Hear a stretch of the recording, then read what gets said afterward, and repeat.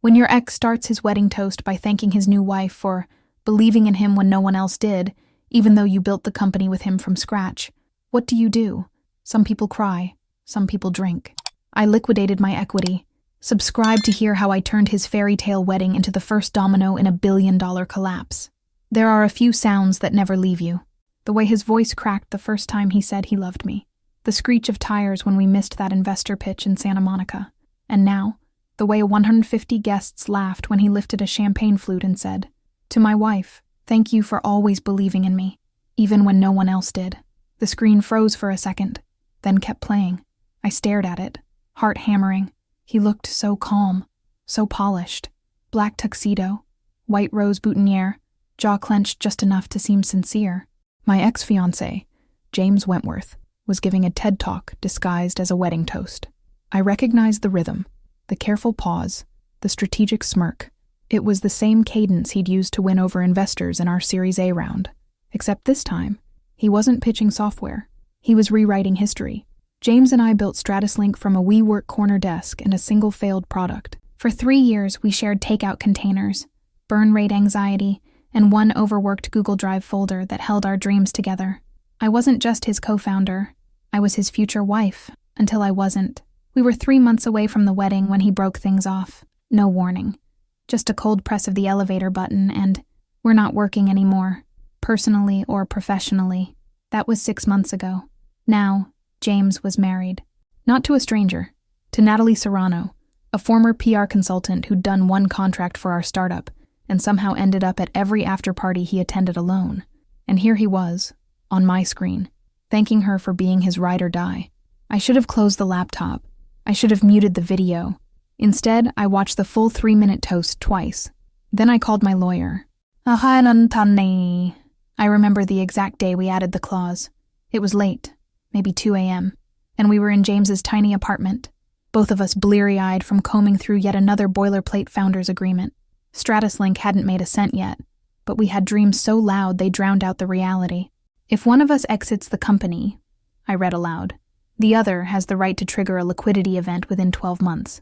That includes sale of shares." James didn't even look up from his laptop. "Fair. We're building this together. If one of us bails, the other deserves the option to cash out." He'd said it so casually, as if the concept of leaving was theoretical, as if we'd always be on the same side of the table. We signed it the next morning. Now, 6 months after he left both me and the company, that clause was still sitting in our legal documents, buried under 7 folders, unedited, unchallenged, and legally binding. And James had forgotten about it. Or maybe he assumed I had. Either way, watching him clink glasses with his new bride while the crowd cheered was all the reminder I needed. My lawyer, Vivienne, answered on the second ring. She didn't say hello. Just, "You saw the video." I exhaled through my nose. "You too?" "It's been reposted 100 times. Someone on TikTok made a remix with dramatic music." I blinked. "Of his wedding toast?" She didn't even pause. "You ready to move?" I didn't speak for a moment. Because the truth was, part of me wasn't. Not because I wanted him back. God, no. But because I'd spent so long tethering my identity to the company we built. Cashing out would mean letting go. Letting go of the late nights, the pitch decks, the adrenaline of launching. Letting go of the belief that if I just kept working, it would all mean something. But the toast, that smug little rewrite of our past, changed everything. "Pull the clause," I said finally. "Let's prepare to liquidate." Vivian didn't hesitate. "Copy that. I'll have a draft on your desk in 48 hours. James had always been the face. He did the podcasts, the conference panels, the handshakes. I was the architect, back-end systems, product strategy, hiring engineers who were smarter than both of us combined. We worked because I liked the shadows, and he craved the spotlight. Until one day, he stopped inviting me on stage. The subtle power plays started small. He booked interviews without looping me in. He told our COO that I was stepping back to focus on big-picture strategy. He moved our headquarters to a glossier downtown address and filled it with people who had never worked with me. By the time he ended the engagement, I was already invisible, but not powerless, because for all his charm, James was reckless with details. He forgot about the clause. He forgot that our legal agreement gave me the right to sell my shares, at market value, the moment he formally exited his role as co-CEO. He forgot that silence doesn't mean surrender. So while he was posing for wedding portraits in Tuscany, I was in a notary's office with Vivian, signing a stack of documents that would give me one final move, triggering a sale of my 46% equity stake to his biggest competitor. The acquisition wasn't just theoretical. Vivian had already floated the idea 6 months ago, just after the breakup. I'd said no back then, out of loyalty maybe, or grief. Now, I was ready. Let James toast to fairy tales. I was about to deliver a plot twist. I didn't tell anyone. Not my parents, not my therapist, not even Cassie, my best friend, who'd sworn she'd key James's Tesla if she ever saw it parked alone. Some moves are best made in silence. It was Tuesday morning when Vivian sent the final paperwork. The email subject line was clinical. Equity transfer documents. Execution required. But my hands trembled all the same. I scrolled past the legalese and clicked download. Each document loaded like a countdown. Page 1, terms. Page 2, rights. Page 3, the purchase agreement from Zephyrcore, our rival in the enterprise AI space. If StratusLink was the scrappy disruptor with style, Zephyrcore was its older, colder sibling. Precise, powerful, and backed by legacy players. James hated them. He'd once referred to their CEO, Clarice Duval, as a vampire in a Balenciaga blazer. Now she was about to own nearly half of his company. Vivian had negotiated hard. I'd receive a high 8-figure payout, nearly double what I would have gotten last year, thanks to StratusLink's most recent valuation bump. And because Zephyrcore would gain access to our proprietary architecture, the acquisition was a strategic blow too. This isn't just a cash out, Vivian had said. It's a message. I clicked sign. The digital ink settled on the page. Just like that, I was no longer a co-founder, no longer tethered to the thing I built from blood and coffee and barely enough sleep. My name would be stripped from the About page within a week. But in exchange, I detonated the one thing James prized more than anything, his control. 3 days later, the silence broke. It started with a flurry of Slack messages from old team members. They were confused, nervous. No one had warned them. James hadn't even told the board. Then the internal email leaked. Clarice Duval had sent a memo to Zephyrcore employees, outlining the strategic asset acquisition. She never mentioned me by name, just the transfer of a critical equity stake in StratusLink that will shape future product development. Tech blogs pounced. Reddit threads ignited. Twitter went feral. And then, finally, James called. I stared at the screen. James Wentworth. Incoming call. His contact photo was still the same. Us in front of the Golden Gate Bridge, back when we thought raising a seed round was the peak of adulthood. I let it ring. Then I let it ring again. On the 4th call, I picked up. You sold to Clarice, he said. No greeting. His voice was tight, like he'd been holding his breath since the news broke. I exercised my right to trigger a liquidity event within 12 months of a founder's departure, I said evenly. It's in the clause. You think I forgot that clause? I didn't answer. He already knew. You blindsided me, Elle. There it was. The wounded entitlement, like I'd ruined his story by daring to write my own ending. No, I said, voice low. You erased me. From the company. From the press. From your damn wedding speech. This isn't revenge, James. This is realignment. Silence pulsed on the line. I could hear the ambient chaos in his background. The shouts. The phones ringing. Someone knocking on his office door. You just gave 46% of our tech to the enemy. They're not my enemy, I said. Not anymore. Come that night, I opened a bottle of champagne I'd been saving since our first funding round. It had sat untouched in my fridge for almost 3 years, waiting for a moment that felt like victory. This wasn't joy, it wasn't celebration, but it was power, and that deserved a toast. I raised my glass to the empty room. To rewriting history. I didn't post on social media. I didn't give interviews. I let the world fill in the blanks, and they did. Some painted me as the woman scorned. Others, the stealth genius who outplayed her ex. Both were true in their own way, but only I knew the real story, and it wasn't over yet. Because Clarice had just texted me 2 words. Next phase? Zephyrcore didn't waste time. Within 48 hours of my equity transfer, their acquisition team was embedded inside StratusLink's codebase, combing through architecture, evaluating the dev pipeline, identifying every exploitable weakness. I'd warned Clarice that James was more branding than backend. She confirmed it with a 2-word email. shaky scaffolding. It wasn't just a business transaction anymore. It was a dissection. James had spent the last year scaling StratusLink like it was a lifestyle brand, not a SaaS company. Logo refreshes, founder merch, keynote speeches at tech festivals. Meanwhile, the product roadmap stalled. Engineers left, bugs multiplied. He was too busy taking selfies with venture capitalists to notice that his foundation was rotting. And now, Clarice had full access. Part of me expected James to go quiet, to disappear, lick his wounds, regroup. But he did what James always did when cornered. He posted a medium essay, 2,000 words. Title: Vision, Betrayal, and the Future of StratusLink. It read like a hostage letter, ghost-written by ChatGPT and a PR intern.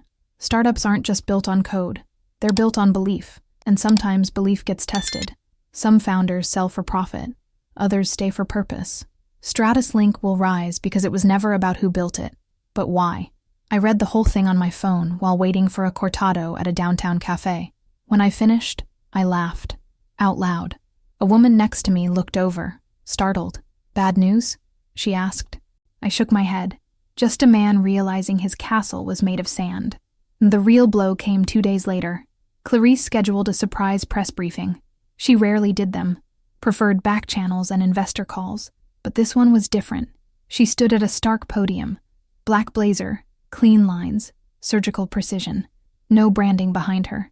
Just a wall of clean concrete and silence. As of today, Zephyrcore has completed the acquisition of a 46% equity stake in StratusLink Technologies. Pause. Let the cameras click.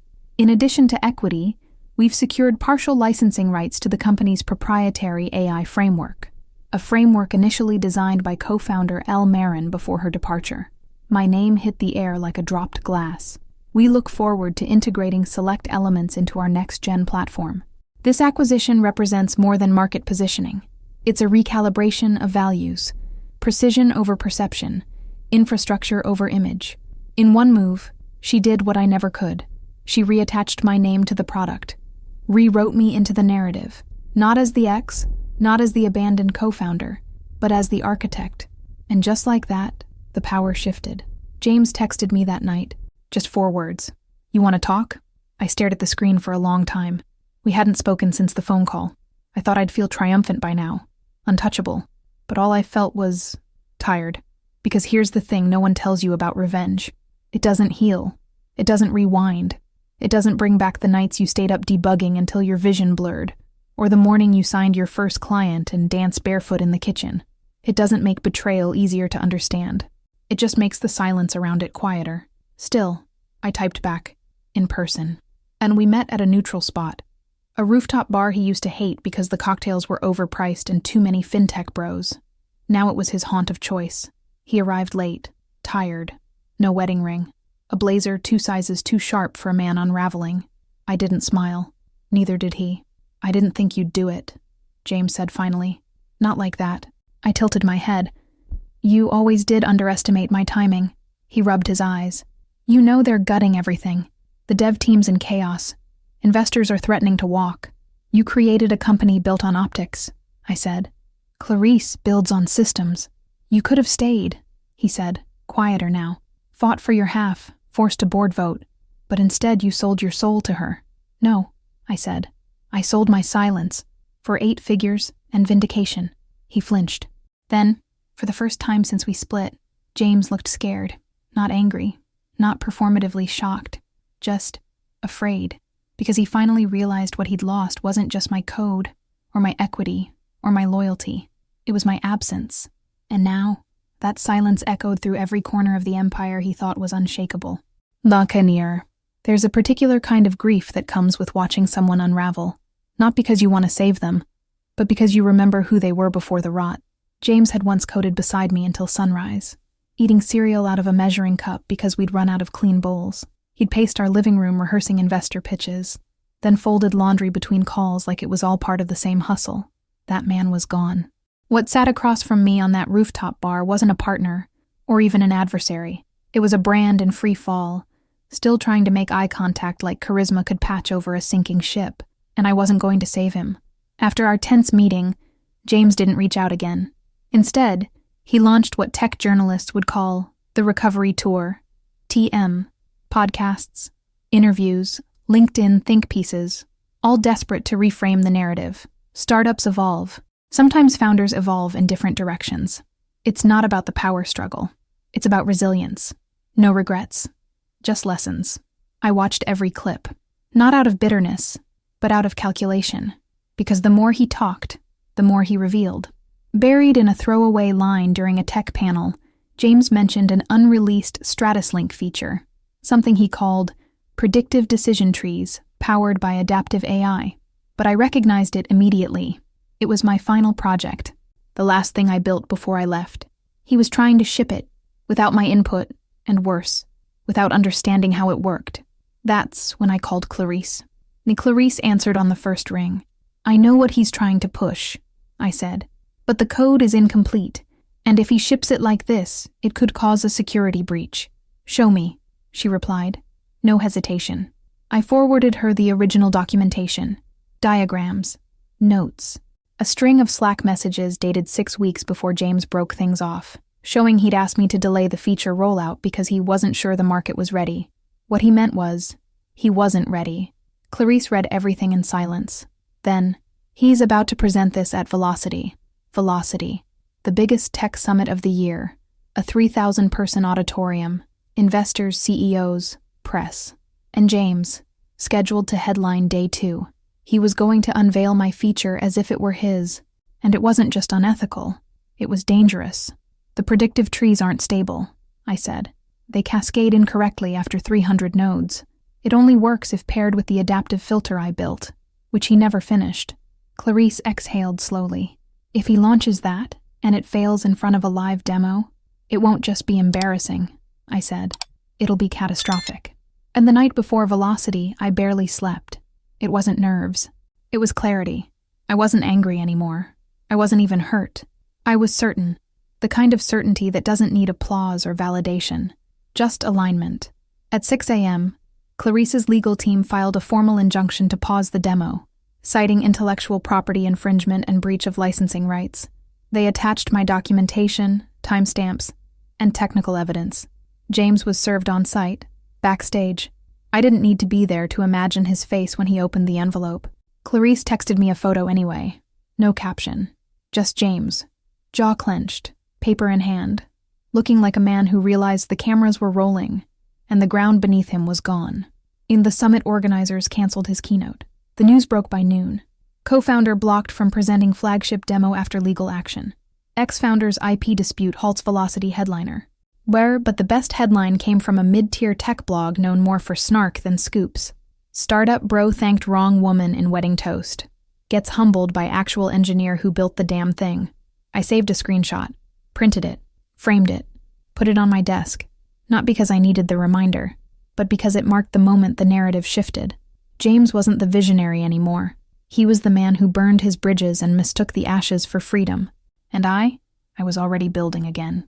There's something intoxicating about obscurity, the way it shields you from scrutiny, lets you move without noise, without opinion, without expectation. For the first time in years, I wasn't on a team. I wasn't a co-founder, or someone's other half. I was untethered. And while James scrambled to salvage his public image, I disappeared, by design. People thought I'd cashed out and vanished, that I was on a beach in the Maldives, sipping cocktails and flirting with yacht captains. And for a few days, I let them think it. Even posted a photo of my passport next to a boarding gate. No destination in sight. But I wasn't running away. I was preparing. I set up shop in a converted studio above a ceramics gallery in Echo Park. No branding, no investors.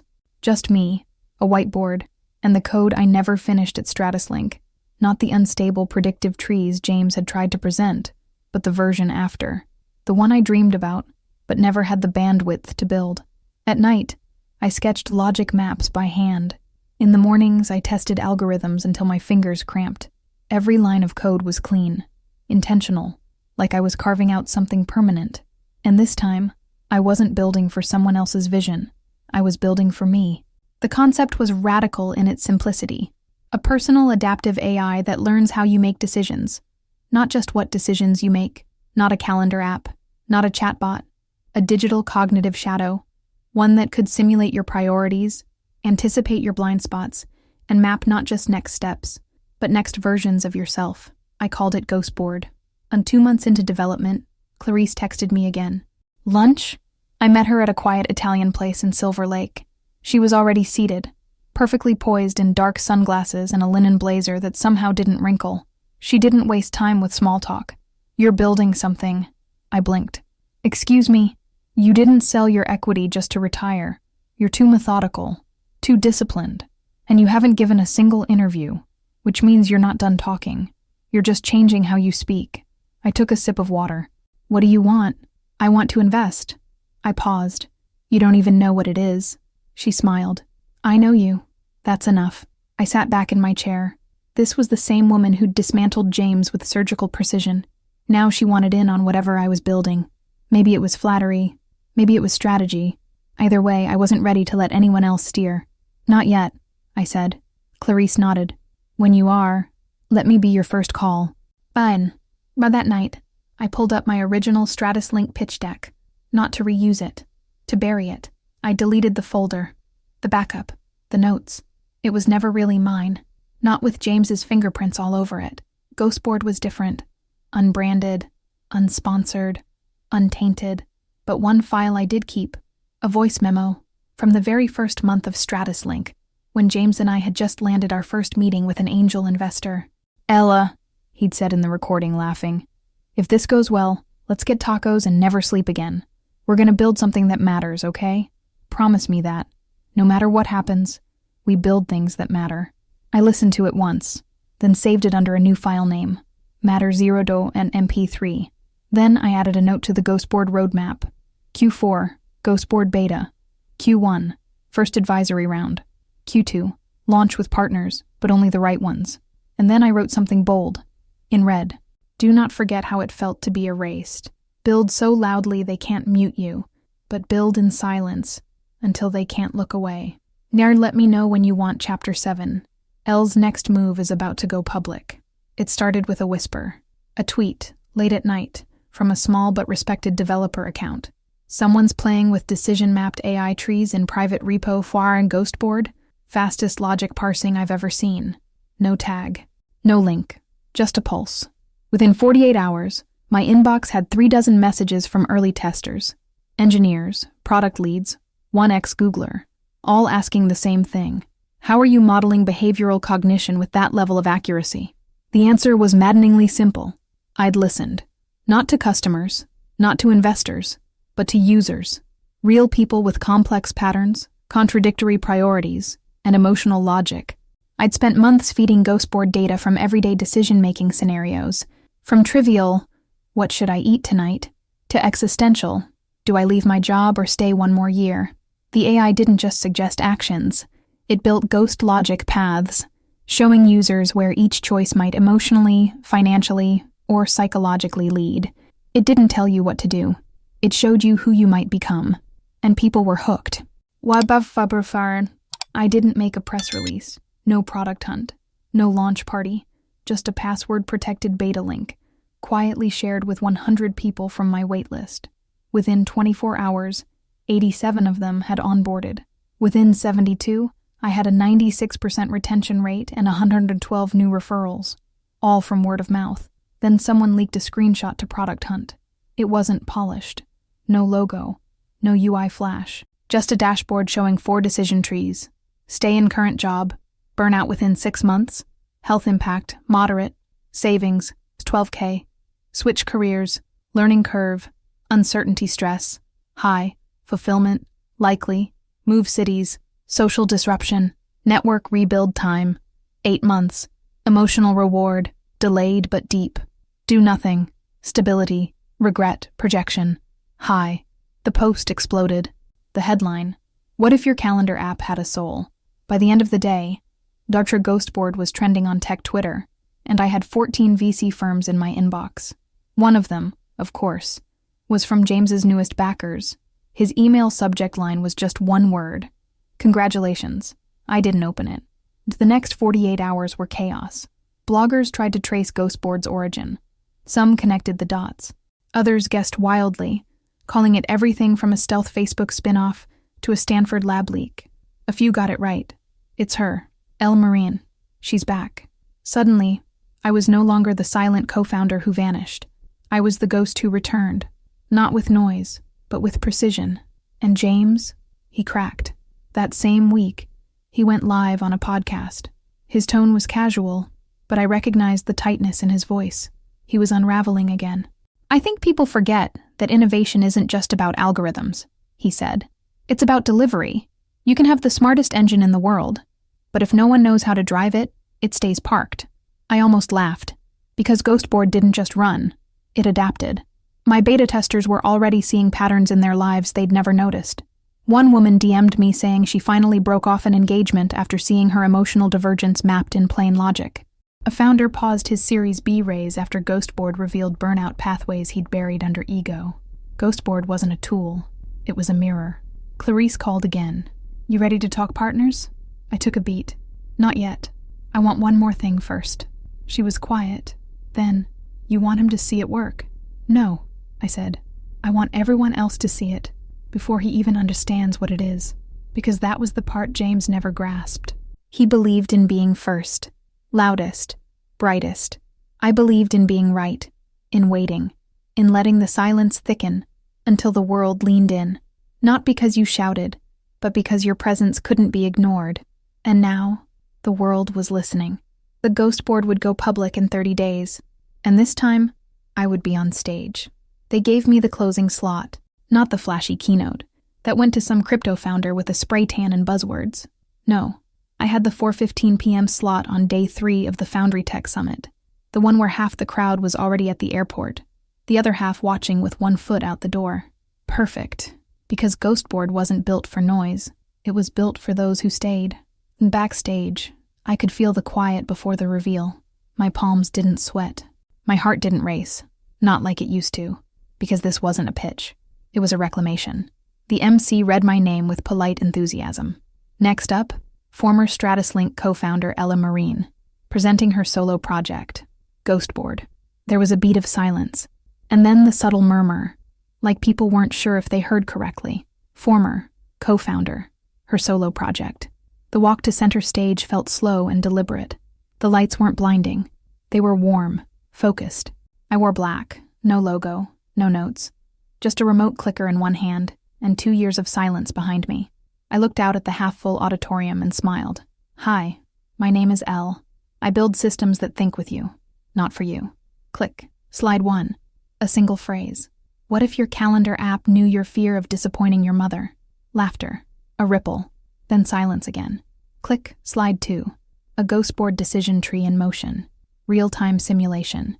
A user choosing between taking a promotion that required moving cities or staying in place for their partner. Click. Slide 3. The emotional consequence matrix. Delayed grief. Resentment latency. Long-term intimacy risk. Career fulfillment delta. Not prediction. Reflection. I wasn't selling productivity. I was revealing inner tension mapped through choice architecture. I watched the faces shift in the crowd. Some skeptical, others stunned. This isn't AI replacing intuition. It's AI scaling self-awareness. And when I stepped off stage, the applause didn't thunder. It rose slowly, like a realization.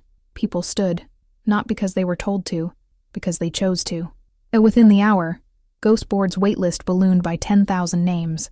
Investors who had ghosted me a year ago suddenly sent offers, tripled valuations, doubled terms, no questions asked. But I didn't sign anything. Not yet, because there was still one thing left to see. James posted that night. No words, just a photo of him, alone in a dark office. Caption, building again. For once, I believed him.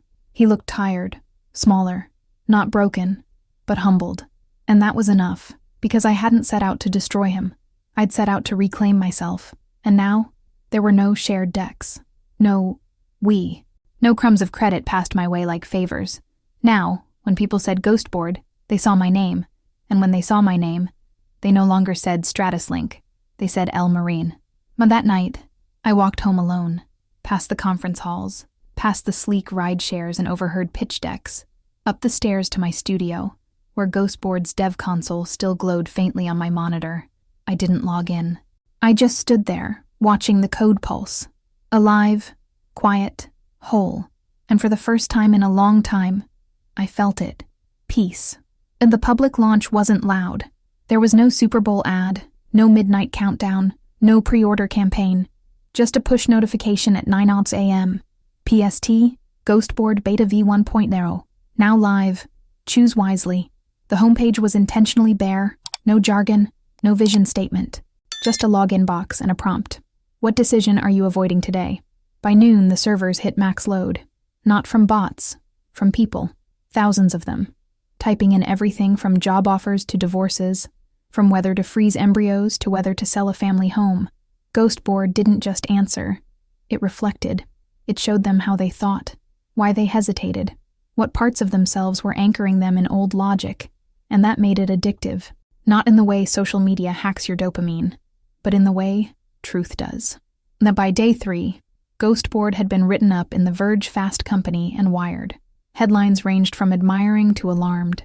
The most intimate AI yet. Ghostboard doesn't sell you things. It shows you yourself. Ella Moran returns with vengeance. But her new product offers something rare. Clarity. Therapists are nervous. So are recruiters. Ghostboard has entered the chat. I watched from my studio, coffee in hand, hair unbrushed. Every article got something right, and something wrong. They all wanted to frame it as revenge. But Ghostboard wasn't a weapon. It was a mirror. James texted me the next week. Just a screenshot. The Ghostboard dashboard. His query, should I rebuild from scratch or walk away? The irony was cruel and clean. I didn't reply, because I didn't need to anymore. The system he once ignored was now the only one he trusted. That week, I met with Clarice again. This time, not for investment, but for data protection. We were seeing patterns emerge in the back end. Unintended ones. People using Ghostboard for everything from career paths to criminal intent modeling. One user tried to map the least suspicious path to extramarital affairs. Another tested options for corporate sabotage. Ghostboard flagged it. It had built-in ethical tripwires. Not to block usage, but to signal it. You know what you've built, right? Clarice said, leaning back in her chair. I nodded. A psychological X-ray machine. More like a consciousness simulator. She paused. You need guardrails, and partners who won't try to rebrand this as the next mental health cure-all. I didn't answer right away, because part of me was afraid. Not of the product, but of how quickly people wanted to use it to outsource their integrity. So I made a call. Ghostboard would go open source. Partially. Core logic trees published. Decision weighting matrix. Licensed to educational institutions first. It would be a slow roll, but deliberate. If I was going to build something that held this much power, it wouldn't be locked in a black box behind a paywall or VC gate. Not again. 2 weeks post-launch, I got an anonymous email. No signature. Just a forwarded calendar invite. Founders Roundtable. Rebuilding Equitable Tech. Keynote guest. Ella Marin. I stared at the name of the organizer. James Wentworth. I almost laughed. Instead, I clicked accept. Not out of spite. Out of strategy. Because power isn't just taken. Sometimes, it's handed back, with a trembling hand, in front of an audience that finally realized whose name should have been on the patent from the beginning. No response needed. I'd already built mine. The roundtable was held in an old observatory-turned-conference center, perched above Silicon Valley like a monument to hubris. I arrived late on purpose. Not because I needed drama, but because I wanted them to feel the pause before I walked in. That subtle shift in air when the room knows the real weight has just entered. The panel had already started. 4 men in varying shades of Patagonia vests were arguing politely about ethical scaling, each speaking just long enough to pretend they weren't waiting for their turn to interrupt. I slipped into the back. No one noticed at first. Not until the moderator cleared his throat and said, Our final guest just arrived. Please welcome Elle Marine, founder of Ghostboard. I didn't walk quickly. I didn't smile. I took my seat, crossed my legs, and waited. The applause wasn't roaring. But it wasn't polite either. It was curious. James sat 2 seats down. He wore a black button-up. No branding. No ego this time. Just exhaustion worn like a suit. I didn't look at him. He didn't try to speak. The moderator launched in. Ella, Ghostboard has sparked everything from philosophical essays to privacy lawsuits. What's your response to people calling it dangerous? I tilted my head. Was electricity dangerous? Was the printing press? Was the first scalpel? A quiet chuckle from the back. Anything powerful can be misused. But Ghostboard doesn't decide for you. It shows you who you already are. If that scares people, maybe the fear isn't the software. I saw James shift in his chair. Good. Then another panelist jumped in. What about emotional dependency? Some say users are starting to treat it like therapy. I nodded. Ghostboard isn't therapy. It doesn't comfort. It confronts. And sometimes, confrontation is the first mirror people have. The moderator leaned in. And what do you say to those who believe you built it to take revenge on Stratuslink? Finally, the question. I turned, slowly, and for the first time, looked directly at James. If I wanted revenge, I said softly, I would have let him ship a faulty AI at velocity and burn in front of 3,000 people. I would have sold my story to the press and watched his funding evaporate. I didn't do that. I let the words settle. I built something better, and then I made sure no one could erase my name from it. The room went still. James didn't blink, but his jaw tightened. The moderator cleared his throat. Final question, Ellie. What comes next? I smiled, just a little. What comes next is choice. Not for me, but for everyone else. You've had 20 years of tech telling people what to want, what to click, what to scroll. I'm not here to control their next action. I'm here to map what happens after it. You want to know what's next? Ghostboard will show you. You just have to be brave enough to look. After the panel, the crowd swarmed. Not for photos, for questions. Real ones. Users. Developers. A school principal from Oakland. A sociologist from Tel Aviv. A woman who whispered that Ghostboard helped her finally leave a marriage that had been dying for years. I answered every question. Not as a celebrity, but as an architect. James caught me on my way out. Ella. I turned. He didn't smile. Didn't offer a handshake. Just said, you built something. Permanent. I nodded. Then, I know. A pause. Then he whispered, almost like a confession. You were always the better founder. And for the first time I felt nothing. Not triumph. Not pity. Just peace. And that night, I went home and opened Ghostboard. Typed in a new prompt. Should I walk away from this chapter? The screen pulsed. Then, yes. It's complete. There's an eerie quiet that follows a public victory. People think it's euphoria. That winning feels like fireworks, fanfare, the click of champagne flutes. But the truth is, it's more like the end of a long exhale. The noise dies, the adrenaline fades, and what's left is silence. And in that silence, you ask yourself, now what? I'd won. Not just the battle for credit, not just the moral high ground. I'd built something that worked, that mattered, and put it in the world without letting anyone else define it. But I hadn't built a life yet, and Ghostboard wasn't enough. In the weeks after the summit, I kept a low profile. No interviews, no follow-ups. I didn't even attend the Ghostboard hackathon that Clarice sponsored in Berlin, despite the 20,000 developers who showed up and the dozen think pieces titled The L Effect. Instead, I took a train up the coast. No destination, just movement. It was on that train, somewhere near Mendocino, that I saw her. A girl, maybe 19, sitting across from me, frowning into her laptop. I recognized the interface immediately. Ghostboard. She was running a decision tree about leaving college. 2 paths split off the screen like veins. Dropout. Financial risk. Freedom spike versus stay enrolled. Emotional safety. Creative stagnation. Her fingers hovered, indecisive. I leaned over quietly, not sure what to pick. She looked up, startled. You use it too, she asked. I smiled. I built it. Her eyes went wide. She didn't fangirl. She didn't ask for a photo. She just closed her laptop and whispered, thank you. That word carried more weight than the applause at any summit, because she hadn't said it like I was a celebrity. She'd said it like I was an accomplice, in her awakening, in her agency. And that moment changed something, not in the product, in me. Ghostboard wasn't supposed to become a cult, or a cure, but it was starting something, and I had a choice to make. Let it become a tool, passive, monetized, diluted, or let it become a movement. I started writing again. Not code, not strategy decks, essays, short pieces about choice, about decision fatigue, about the violence of indecision in a world that profits off your paralysis. I published them anonymously at first, under a pseudonym, S. North. Why North? Because for the first time in years, I knew exactly where I was going. The essays caught fire. People started sharing them, citing them. A therapist in Madrid used one in a lecture about intuitive conflict. A women's shelter in Toronto printed another and taped it to the wall. Your hesitation is not weakness. It's information. Then came the emails. From teachers, single parents, teenagers, even a prison librarian. They weren't talking about Ghostboard as tech anymore. They were talking about it as permission. To pause. To consider. To choose.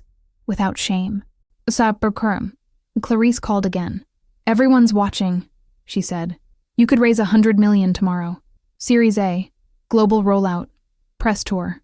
I didn't say no, but I didn't say yes either. Because I'd finally realized something James never did.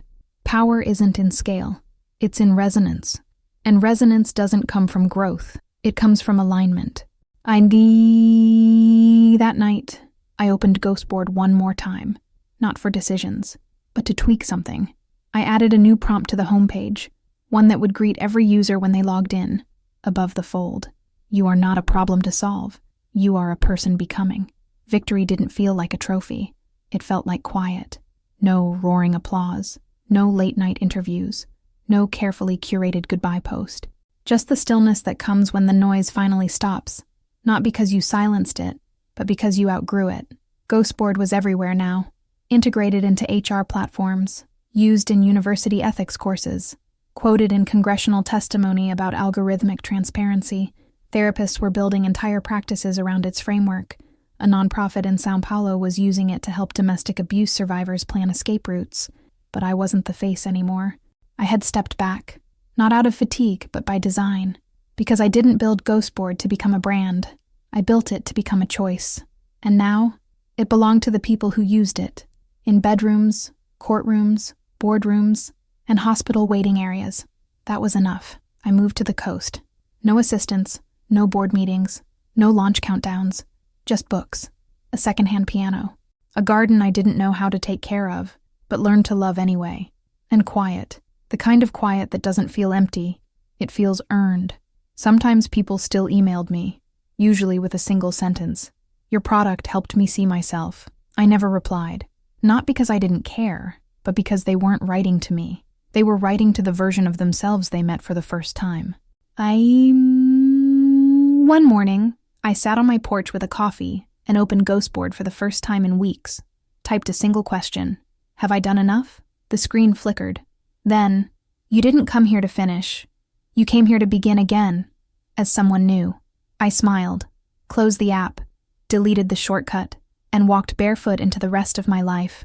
Let me know if you'd like a visual trailer, a summary, or a fresh story arc next.